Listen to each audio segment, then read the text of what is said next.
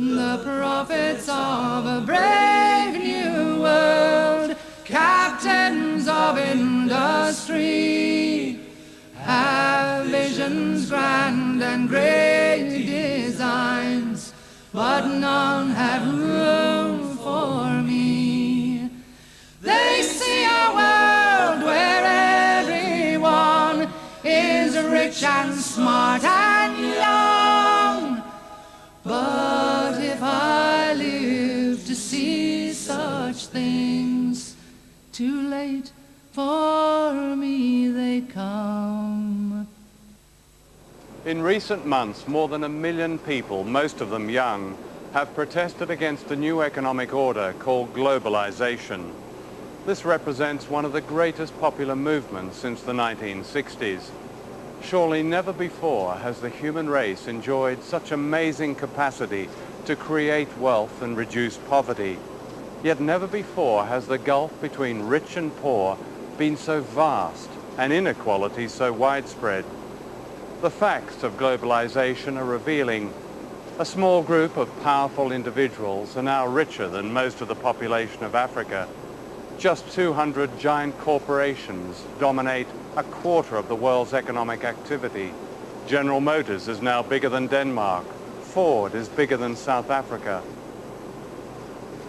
Unseen by shoppers in the high street, the famous brands of almost everything from running shoes to baby clothes are now made in very poor countries with cheap labor, at times bordering on a form of slave labor.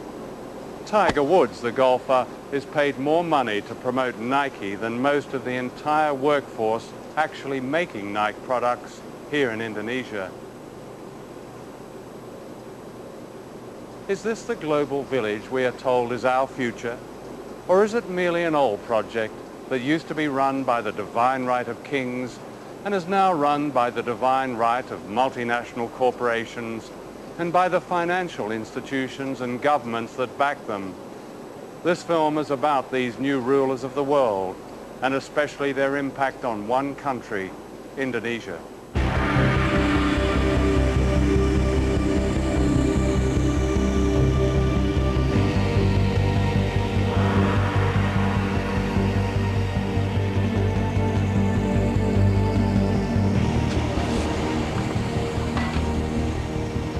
Indonesia is where the old imperialism meets the new.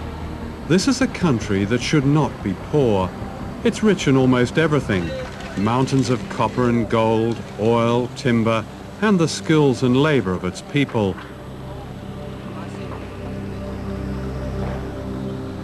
Colonized by the Dutch in the 16th century, Indonesia was plundered by the West for hundreds of years, a debt that is yet to be paid back. Ratusan tahun lamanya Indonesia itu dihisap oleh negara-negara utara.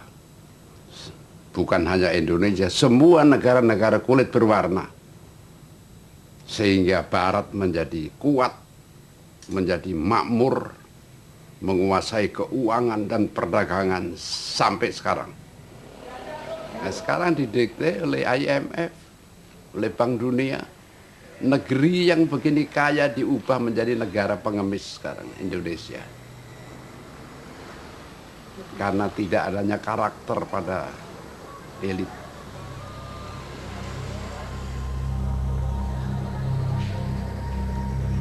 Globalization is used by its champions to suggest a coming together of people of all races, of all countries, and it will relieve poverty, it will distribute wealth.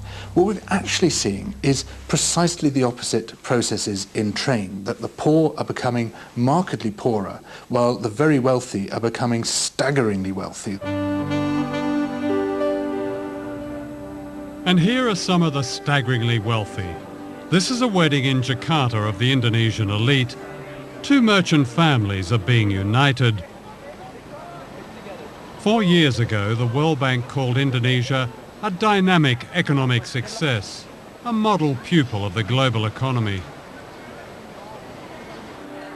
Among the Versace dresses and diamonds are those who have reaped the benefits of the new global freedoms. Freedom to watch money make more money. In this respect, they could be any nationality. Outside this wedding, there's another world.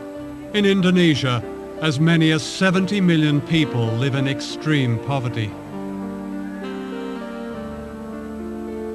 We calculate that it would take an Indonesian worker, like one of the waiters serving here, 400 years to pay for this wedding reception.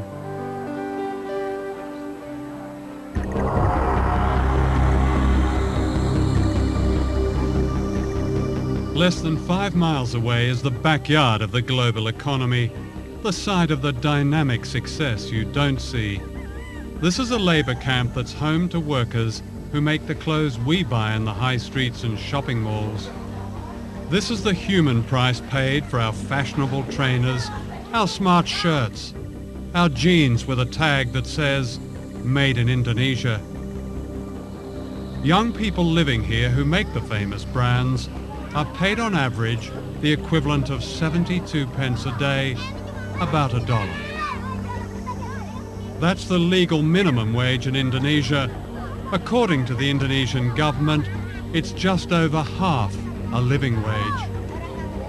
The dormitories are made from breeze blocks and packing cases. When it rains, they flood. There are open sewers and no clean running water. Many of the children are undernourished and prey to disease. While I was filming here, I caught dengue fever, carried by the mosquitoes which infest these slums. It kills children. The conditions here are not very different from workers' camps in other parts of Asia, in Africa and Latin America, where the famous brands are also made cheaply for lucrative Western markets.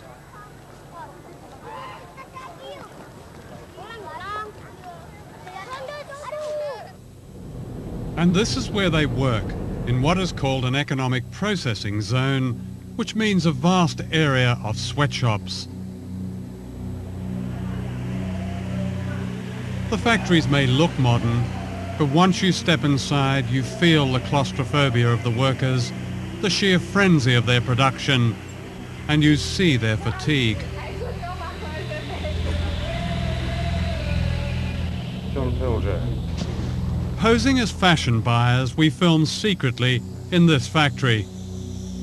The factories are owned by Taiwanese and Korean contractors who employ cheap labor to make the products of famous brands such as Nike, Reebok and Adidas.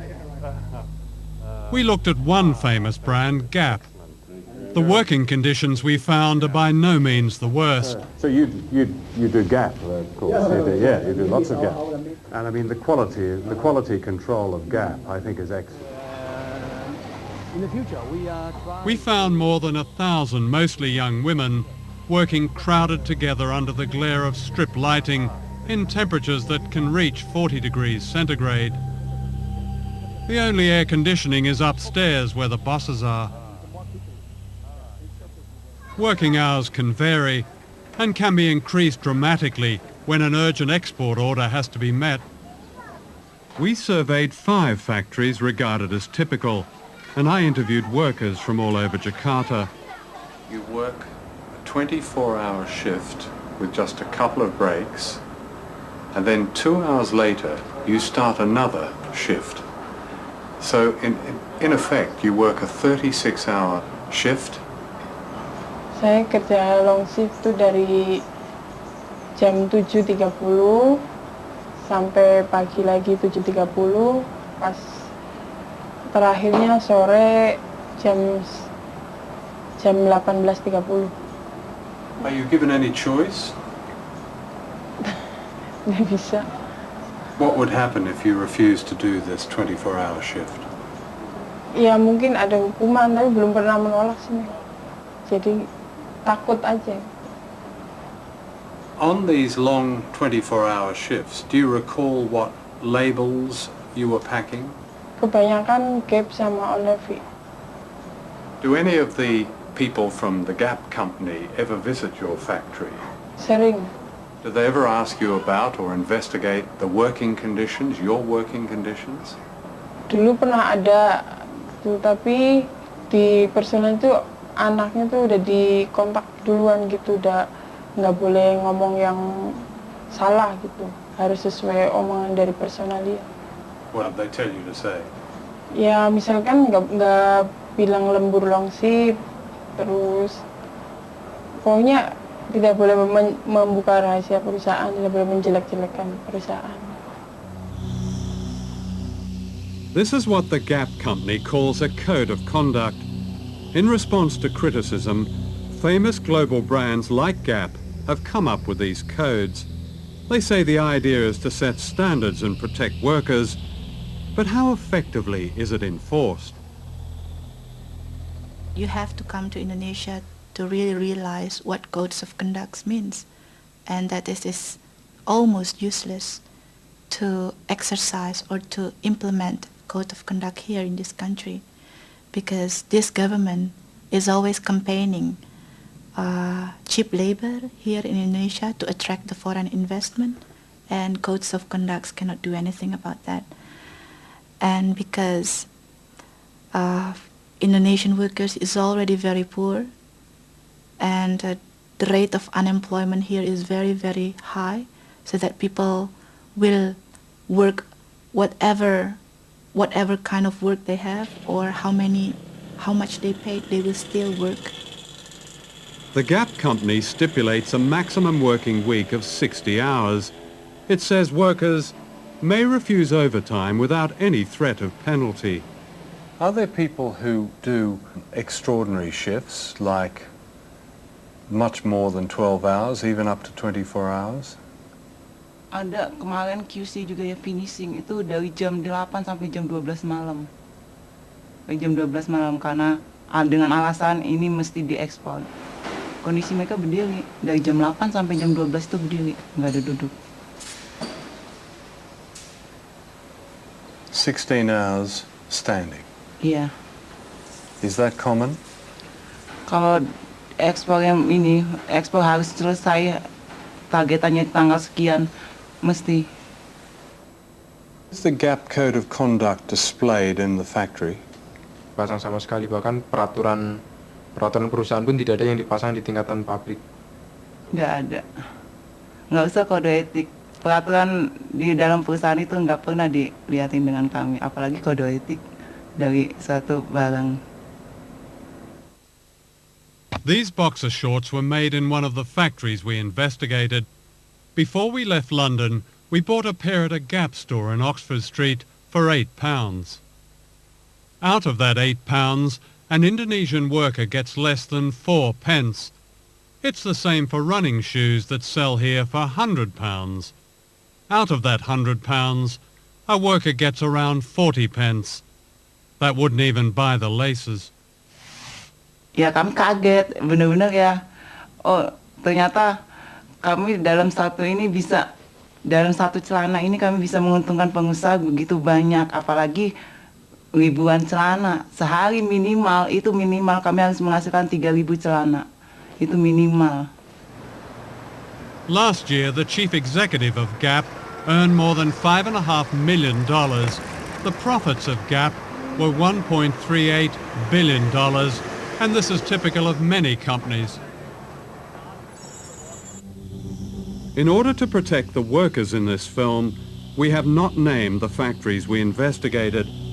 In Indonesia, as in other countries which have sweatshop economies, workers who speak out face the danger of victimization from contractors and violence from anti-trade union forces.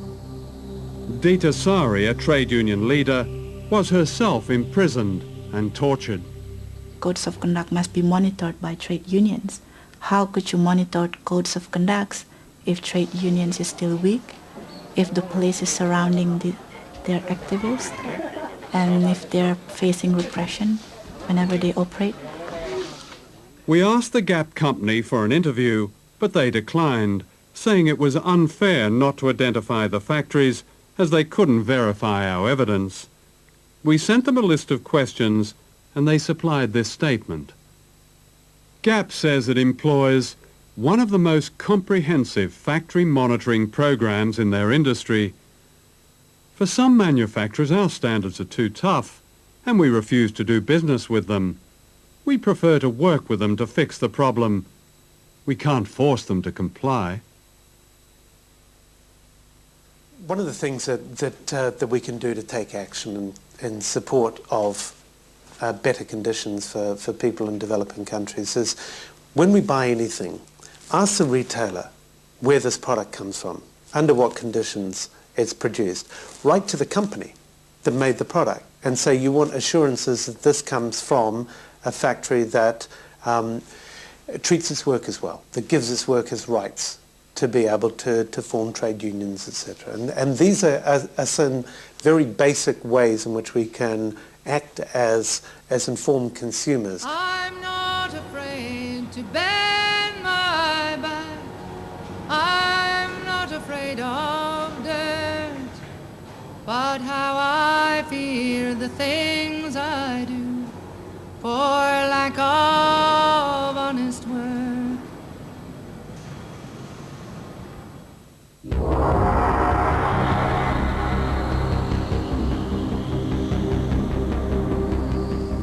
Globalization in Asia has a secret history. The great sweatshops and banks and luxury hotels in Indonesia were built on the mass murder of as many as 1 million people, an episode the West would prefer to forget. But many people here have not forgotten. In recent years, people all over the country have begun searching for the remains of loved ones murdered when General Suharto seized power in the mid-1960s, aided by the United States and Britain.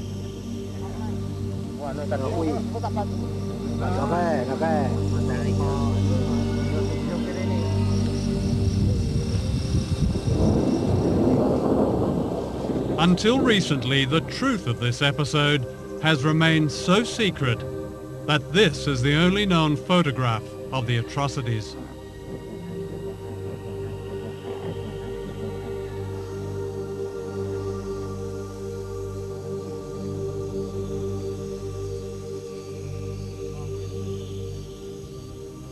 One day in early October 1965, a gang of thugs entered this school in Jakarta and beat to death the headmaster. He was suspected of being a communist. His murder was typical of the slaughter of more than 1 million people, teachers, students, civil servants, peasant farmers.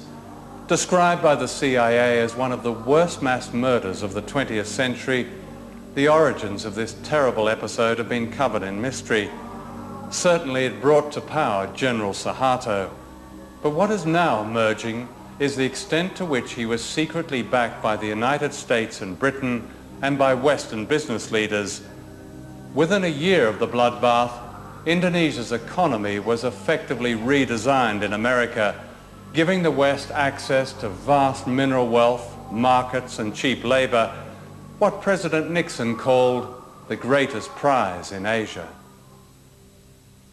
To Western business, the great value of General Suharto was that he succeeded in getting rid of the founder of modern Indonesia, Ahmed Sukarno, a nationalist who believed in economic independence for his people. He kept the great Western corporations out of Indonesia and threw out their agents, the World Bank and the International Monetary Fund. It was only when one of his generals, Suharto, seized power that the door was open to Asia's greatest prize.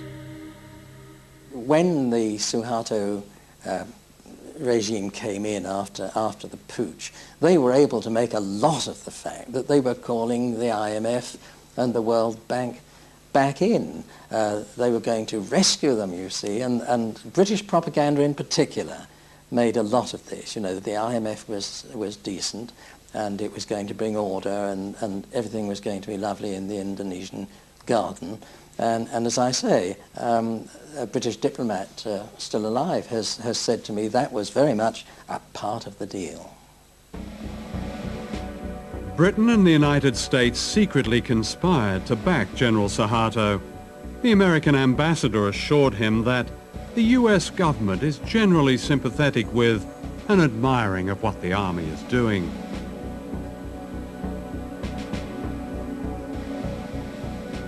Thousands were rounded up. What was not known at the time was later revealed by American officials. The CIA had supplied a list of 5,000 opponents to be assassinated and embassy officials ticked off their names as they were murdered. The British ambassador recommended a little shooting as an essential preliminary to effective change. In the first few days, the British sources in particular purported not really to know what was going on. Of course they knew what was happening. I mean, there were bodies being washed up on the lawn of the British consulate in Surabaya. There were bodies floating all over the Malacca Strait and so forth. A man called Hadi Broto, a lieutenant colonel or something, was anxious to take some troops, Indonesian troops, from the east coast of Sumatra, from the northeast coast of Sumatra, to east and central Java, so that they could take part in what we now know was this terrible Holocaust, really. He found a Panamanian ship, and the ship sailed with the troops down the Malacca Strait, escorted by 2 British warships. So the British were directly involved in, as what you describe as a Holocaust? Well, I would count that some sort of involvement, wouldn't you? The American press reported these events not as a crime against humanity, but in terms of their economic advantage to the West. Time magazine called them vengeance with a smile. And the West's best news for years. Others described a gleam of light in Asia. The seeds of globalization were planted in the bloodbath. In 1967, the Time Life Corporation sponsored a conference in Switzerland that planned the corporate takeover of Indonesia. It was attended by the most powerful businessmen in the world, such as David Rockefeller. The giants of Western capitalism were represented. The oil companies, the banks, General Motors, British Leyland, ICI, British American Tobacco, Lehman Brothers, American Express, Siemens. Across the table were Indonesian leaders approved by General Suharto. For Western business, it was the start of the gold rush which later became known as globalization. No one mentioned the killing of 1 million people.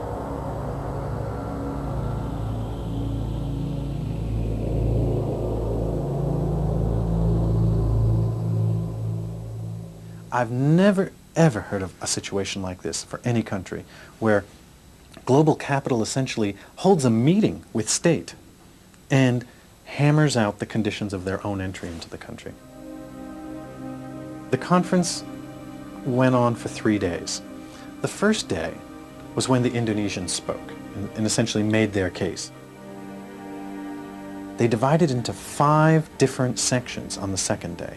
Sectoral meetings, mining in one room, food services, light industry in another, banking and finance in another, Chase Manhattan was there, and simultaneously they hammered out policies that were going to be acceptable to these global investors on a sector-by-sector basis, with each of the people going around the table saying, this is what we need to see, this, and they basically designed the legal infrastructure for investment in Indonesia.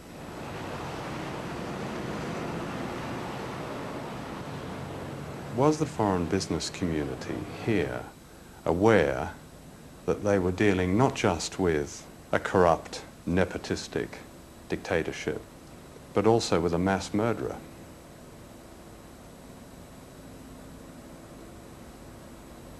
That's a very general question. Well, no, it's quite specific, actually. I mean, mass murder is mass murder.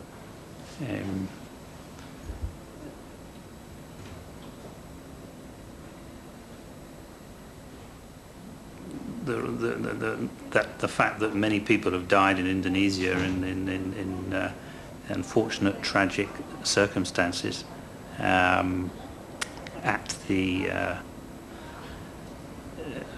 directly or indirectly as a result of the previous regime is hugely unfortunate. Whether if foreign investment had not been here, that would have prevented in any way those events occurring. Nobody has perfect vision on what might have been.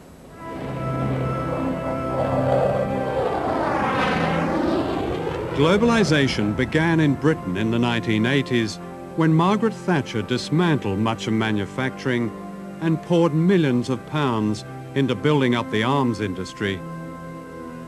Indonesia became an important British arms market, and General Suharto was sold everything lethal, from fighter aircraft and missiles to warships and machine guns.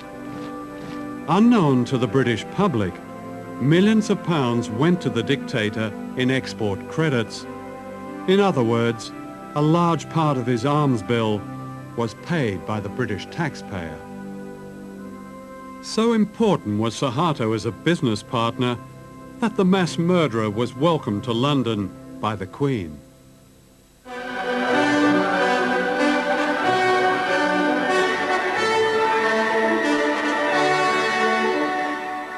Who are the new rulers of the world? Their empire today is greater than the British Empire ever was. This is the center of this new empire, all within a square mile in Washington. Down the road from the White House and the US Treasury is the World Bank and the International Monetary Fund.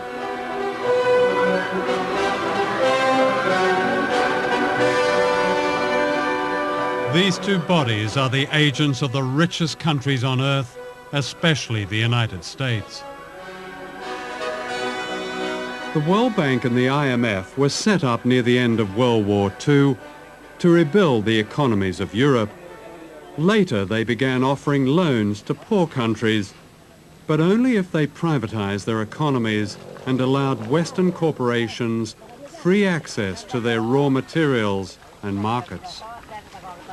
Debt has really been used as an instrument in order for the IMF and the World Bank to get their policies implemented in many developing countries. And we're into a situation now where the poorest countries are in a cycle, a vicious cycle of poverty. They can't get out. And the kind of debt cancellation that's been given still will not allow them to get out of this poverty trap. It's not a question of debt forgiveness, because actually many of the debts were incurred under pressure from the international institutions or were given in collusion with governments which weren't acting in the interests of their people.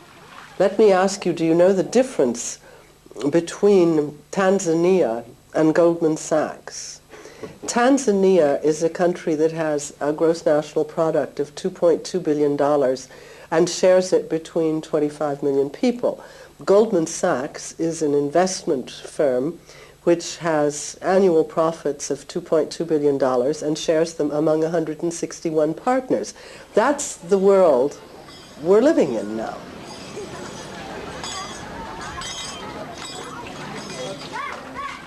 The World Bank says its aim is to help poor people, promoting what it calls global development. It's an ingenious system, a kind of socialism for the rich and capitalism for the poor. The rich get richer on running up debt, cheap labor, and paying as little tax as possible, while the poor get poorer as their jobs and public services are cut back in order to pay just the interest on debt owed by their governments to the World Bank. Here in Indonesia, where most people are poor, the handouts to the rich have been extraordinary, to say the least. Internal documents of the World Bank confirm that up to a third of the bank's loans to the dictatorship of General Suharto went into the pockets of his cronies and corrupt officials. That's around $8 billion.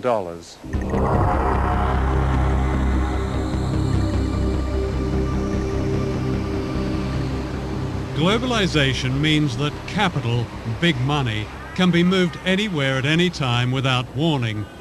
In 1998, short-term capital was suddenly pulled out of Asia, crippling the miracle economy overnight. When the Indonesian rupiah collapsed from being roughly 2,500 rupiah to the dollar to being what it is now, 10,000 rupiah to the dollar, The costs to Nike for each Indonesian laborer was cut to 25% of what it had been. And Nike got a great discount on Indonesian labor as a result, and did not unilaterally raise Indonesian wages to the same standard they had been prior to the devaluation of the rupiah. With the economy collapsed and Indonesia on the verge of revolution, Suharto was forced to step down, having already stolen an estimated $15 billion. During his reign of more than 30 years, Suharto had handed out public utilities to his family and cronies. They owned most of the national power grid. Nothing was overlooked, from TV stations to a monopoly on taxis. Driving from Jakarta Airport, you even paid a toll to Suharto's daughter. These unfinished buildings are monuments to corruption on a scale unheard of in modern Asia, to what the World Bank called the miracle economy. The bank presents itself as an economic development agency focused on the reduction of poverty. But in fact, the bank operated during the entire Cold War as an institution that distributed resources to mostly authoritarian regimes in the Third World that supported the West in the Cold War. So you had the irony of the West claiming that what they were defending in the Cold War was democracy and a certain vision of freedom, but doing so by upholding dictatorships like Indonesia around the world. What they did was they had plenty of projects, some of which surely were valuable, many of which were not. Every one of these projects, from the Indonesian government officials' point of view, was an opportunity to skim, to live a luxurious life, and the accumulated theft over the course of Suharto's new order, roughly 3 decades, was $10 billion that's unaccounted for, out of a total of about $30 billion that was loaned.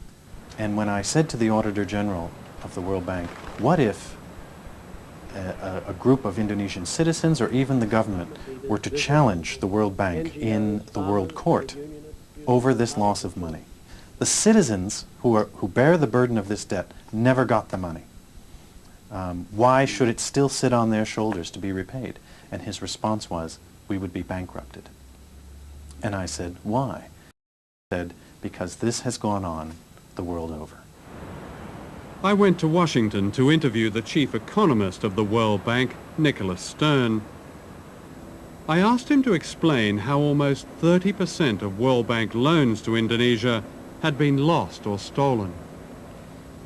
We simply don't know what that number is. Here's your own internal report, August 97. I quote, "We estimate that at least 20 to 30% of Government of Indonesia development budget funds are diverted through informal payments to government staff and politicians." That number was plucked out of the air. Lots of times we have to guess with numbers, and the person who wrote that was guessing. Somebody comes up with a number and it gets recycled. But a lot of money. I don't want to dismiss the issue. It's just, let's not get hung up on one figure, which isn't a particularly hard no, figure. but I mean, if it's a third of what the World Bank has put into one country... No, then it's a serious question.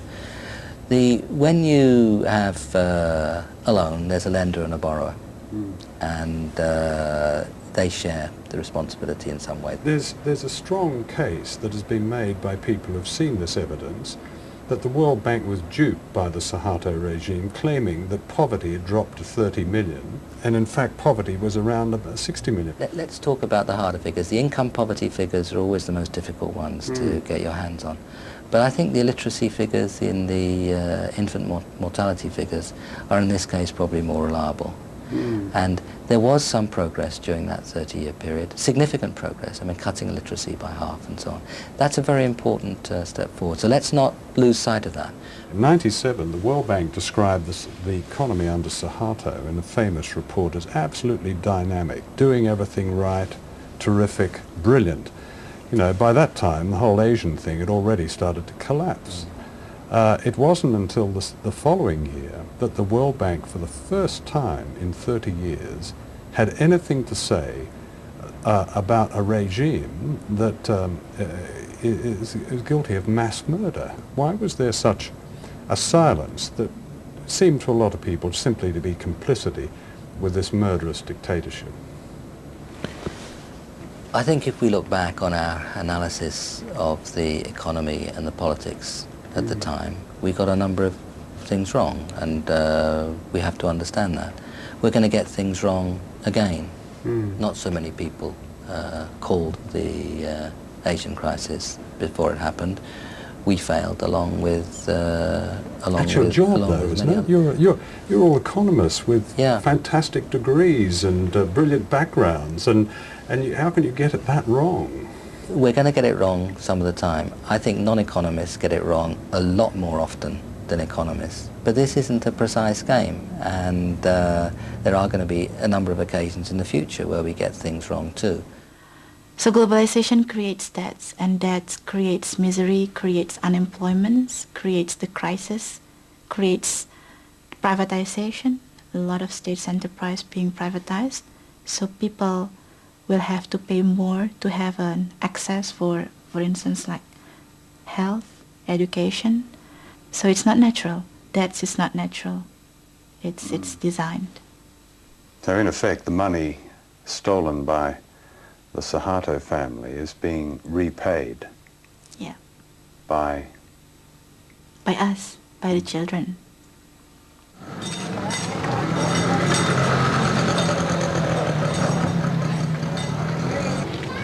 Every day, more than $100 million is transferred in debt repayments from the poorest countries on earth to the richest.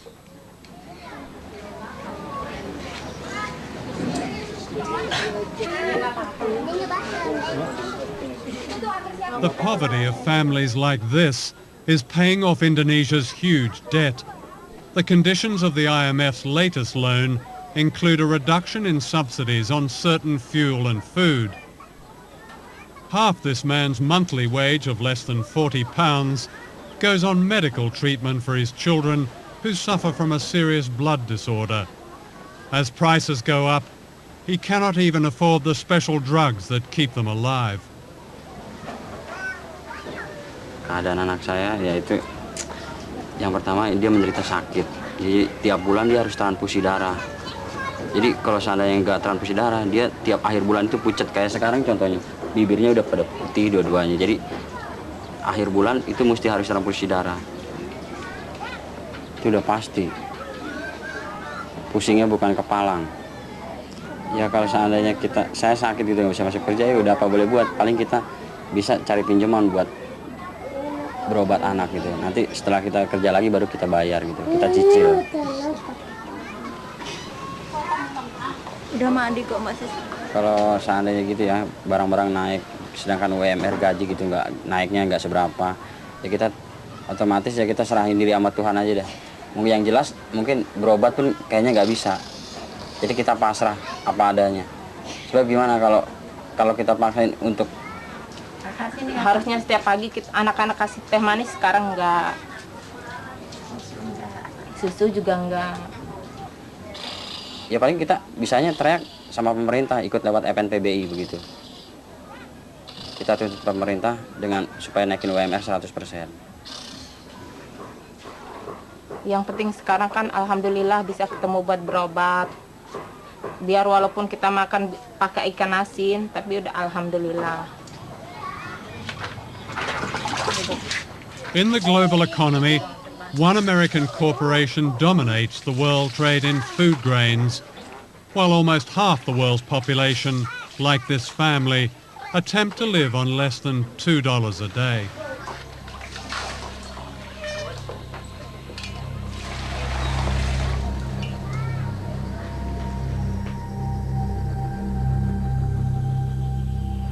What do you say to those 17 million people who called for a complete, and I repeat, complete cancellation of debt as the only way to lift the huge number of poor people in the world out of poverty? I'd say two things. first, what will lift people out of poverty is not cancelling their debt, but what policies their countries pursue, whether they educate poor people, whether they give them health. And so the question, and then what sort of economies they try to run. Do they integrate them into the world economy, or do they run corrupt economies? Those are the primary determinants of how well countries will do. That is the answer to what determines whether people get out of poverty. It can be done. It has been done. Should we cancel the debt? Canceling debt is one way of giving resources to poor countries. Mm-hmm. What I'd like to see is a much greater flow of resources to poor countries. I'd like to see the markets of the industrialized countries opened so that these countries where people are poor and can produce agriculture are able to export. That's what will get them out of poverty. The statement debt relief is the only thing that will get them out of poverty is wrong. It would help, provided it is accompanied by a whole set of other measures. But surely debt, even in one's own life, and especially a poor person's life, is the greatest cause of real poverty. No. And when you have a country devoting half its budget to paying off a debt, when you have the poorest countries in the world sending out millions of dollars into the rich world, surely as a priority that debt has to be either relieved substantially or go altogether. Doesn't that make it just seems common sense to me? If I got that wrong? Yeah, you've got it wrong. Oh, let me explain. Okay. First of all, you are indebted, and I am indebted.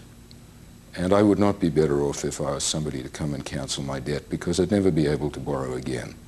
And debt is a normal way of borrowing in order to do things, purchase goods, invest, when you don't have the resources, and they'll generate an income and you'll repay. So the notion that all debt should be canceled is a bad one. Financial systems operate on the basis of debt that is paid. The Human Rights Commission of the United Nations, in a very comprehensive report, said, and I quote, "The institutions of globalization have yet to seriously address the issue of human rights in a democratic fashion. Globalization has caused global conditions of inequality and discrimination." What's your response to that? I simply can't respond because I have no idea what evidence they're referring to. Globalization has caused discrimination? I'd have thought it was the opposite. I'd have thought that... No, for instance, they singled out workers in third world economic processing zones. Again, part of a prescription, may not be IMF prescription, but certainly part of a global prescription, in which it said these workers were prey for exploitation, and because unemployment, for instance, they mentioned Indonesia, had been forced down by the so-called economic crisis of the late 90s, their human rights were lost. No, Indonesia grew as a result of integrating into the global economy from the 60s on, and incomes in Indonesia rose. It was a dictatorship. Some of their rights were suppressed, and it was a very bad dictatorship. Excuse me, Mr. Fisher, as you say, some of their rights were repressed. A third of the population of East Timor died or were killed under the Suharto regime. What are you asking me that question for? Do you think we supported the Suharto regime? Well, don't be ridiculous. Well, did you speak out against it? Did your institution, the IMF, speak out? The World Bank didn't. The first time after 30-odd years in there, the first time they spoke out was 1998. What did the IMF say about it? When the IMF went into Indonesia, it insisted on a removal of a host of corrupt practices that began to weaken that regime. It was not an intended consequence, but it was intended that we went in and helped remove the corrupt practices in a variety of monopoly areas.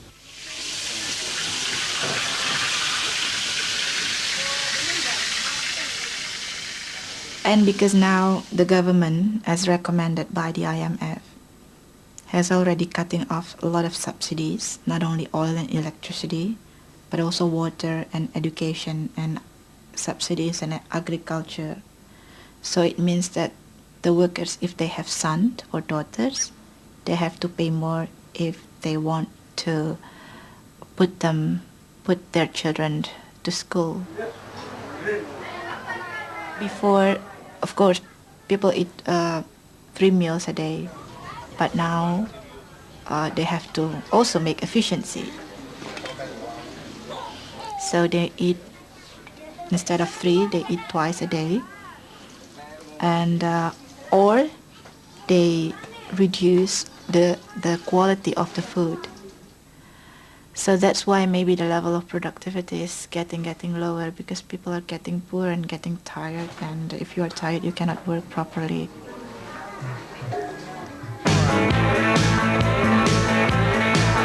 You know capitalism is a lovely law. It says don't count less it sells. When it costs too much to build it at home, you just build it cheaper someplace else. Well, it's down on the union and was made in the USA. 2 years ago, thousands of protesters from all over the world converged on the American city of Seattle, where the World Trade Organization was meeting. This was news because it happened in America. And yet throughout the world, in Africa, Latin America, Asia, a deeper movement against globalization has been growing for years, but this is not considered news. On every continent, millions of ordinary people have protested against the power of the IMF and the World Bank and the imposition of Western power. People have marched and petitioned against privatization, against selling off their water, against turning their farms into suppliers for the dinner tables of the rich. Now the protests have spread to Western countries, from Seattle to Melbourne, London to Genoa. The coverage of these events follows a pattern. It seems it's only news when there's violence, even when the great majority of the protesters are peaceful. In contrast, the violence of the economic policies they are protesting about is seldom news. In the weeks and days leading up to May Day in London, the police and the government orchestrated a propaganda campaign.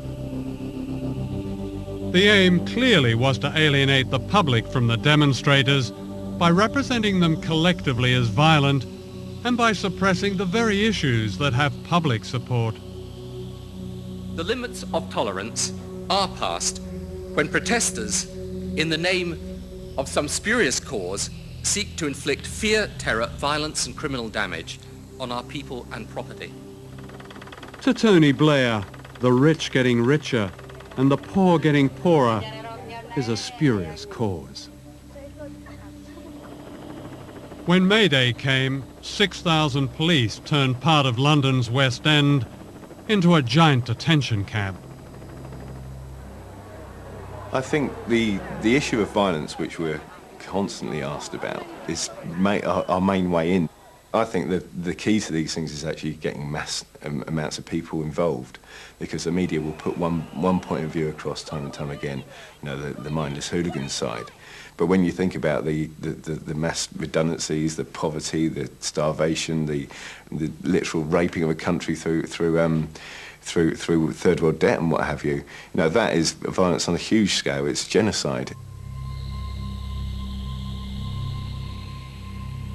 The newest ruler of the world is the World Trade Organization based in Geneva. The Economist magazine calls it an embryo world government, and yet no one has voted for it. The effect of its policies make it illegal for governments to hinder the profits of big business. This is known as free trade. If there's one feature about the global economy, it's the companies have globalized. But we haven't regulated the global companies.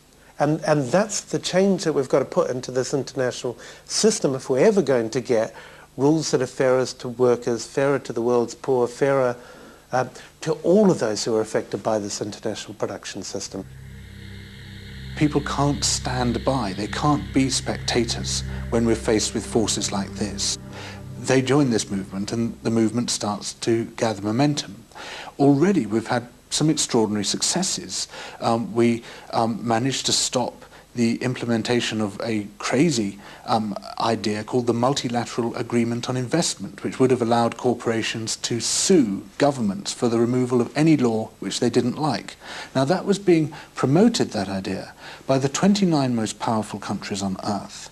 It was being promoted by all the major multinational corporations and all the big institutions such as the World Trade Organization. And a ragged band of dissenters around the world managed to stop it. We beat them. And if we can beat that, we can beat anything. What is with the people is the fact that the corporations and the superpower are using more and more fabricated propaganda. People can now see through the spin. People know they cannot believe anymore what is said. And the people are starting to withdraw their support. They're starting to say, no, a government that only protects the Pepsi and the Coke and the McDonald's is not our government. In rich countries like Britain, globalization is well advanced. The disastrous selling off of the railways and the creeping privatization of everything from healthcare to air traffic control. The financial pages celebrate a booming economy, yet 1 in 5 British children grows up in poverty. There are almost 10 million Britons living in poverty. The gap between the rich and the rest gets wider, and this is said to be a spurious cause.